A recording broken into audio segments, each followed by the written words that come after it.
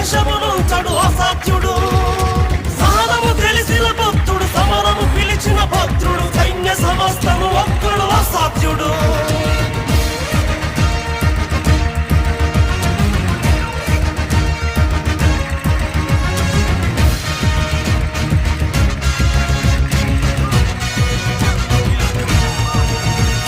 సమయము స్థలమిక చూడడు కథనము అతనికి చెడుగుడు శత్రు శిరస్సుల నొదలడు అసాధ్యుడు